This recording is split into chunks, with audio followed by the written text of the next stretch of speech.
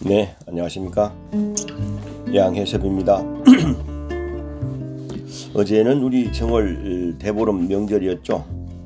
옛날에는 이런 날에 이렇게 깡통에 불을 담아서 돌리면서 이렇게 불놀이를 하고 그랬는데, 사실 그 보름달을 보고 소원을 빈다고 하는 것은 나중에 살았던 거죠. 요즘에는 그런 불꽃놀이를 보기가 좀 어렵고요.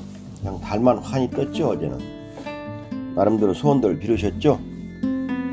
오늘 코로나가 9만 명이 넘어가지고요.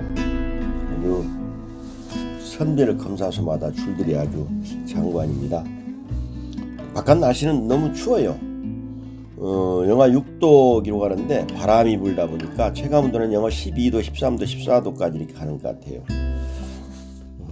이게 날씨도 추워지고 코로나 숫자도 많아지고 아무튼 개인의 건강 스스로 잘 챙기는 것이 좋을 것 같습니다.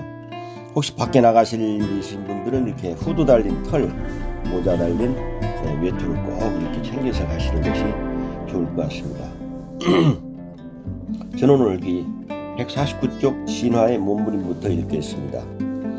건축에는 형태는 기능을 따른다라는 오래된 화두가 있다. 루이스 설리번이라는 근대 건축의 첫 장을 장식한 건축가의 말이다. 이 말은 모든 형태는 특정한 기능을 위해 필연적으로 만들어졌다는 의미다. 우리가 자연을 관찰하면 이 말이 얼마나 잘 들어맞는지 알 수 있다. 기린의 목이 긴 이유는 높은 나뭇가지의 잎을 따먹기 위함이고, 가자미의 눈이 한쪽 면에 2개 붙은 것은 포식자로부터 살아남기 위해 바닥에 붙어 살다 보니 눈이 한쪽으로 돌아가서 그렇게 된 것이다. 자연의 디자인은 이렇듯 필연적 이유에서 발생한다. 이는 새로운 디자인을 만들 때 아주 유용한 철학이다. 자동차를 처음 디자인한 사람은 기능적 이유에서 엔진과 4개의 바퀴를 생각해냈을 것이다.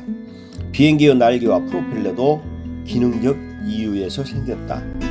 처음 만들어지는 것의 디자인은 이처럼 기능에 근거한다.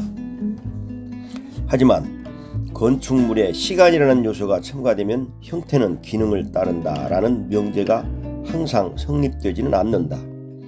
런던의 화력발전소로 사용되다 더 이상 쓸모 없어져서 문을 닫은 건물이 시간이 지나 테이트 모던이라는 미술관이 되었다. 최초의 테이트 모던은 화력발전소의 형태에 맞게 디자인되었지만 커다란 전기 터빈이 있던 자리는 이제 미술관의 전시 공간으로 바뀌었다. 파리의 오르세 미술관도 좋은 예다. 원래 기차역으로 사용되던 이 공간은 기차 엔진이 강력해지면서 길어진 객차를 수용하지 못하게 되었다. 기존 플랫폼이 짧아 더 이상 제 기능을 못하게 된 것이다. 애물단지로 전락한 이곳은 사용되지 않고 버려져 있다가 수십 년 후 미술관으로 다시 태어났다. 최초의 건축물을 계획했던 목적과 달리 시대가 변하면서 건축물이 필요 없어질 때가 생기는데, 그때 건축물이 그대로 있으면 철거되고 소멸된다. 하지만 특별한 경우 그 건축물은 그 시대의 필요에 맞게 살아남기 위해 진화를 한다. 마치 살아있는 유기체처럼 말이다. 테이트 모던과 오르세 미술관 모두 주어진 건물 형태에 맞추어 새로운 기능을 덧입은 경우다. 물리적으로 보면 건축물은 돌, 벽돌, 유리 같은 재료로 만든 무생물이다.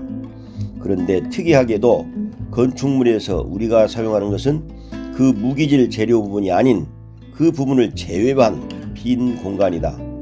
빈 공간을 싸고 있는 재료들이 좀 변형되어도 그 안에 빈 공간을 사용하는 데는 큰 문제가 되지 않는다. 그래서 건축물은 다른 물건과는 다르게 사람보다 오랫동안 살아남고 시대에 따라 다른 용도로 변형되면서 다시 사용된다.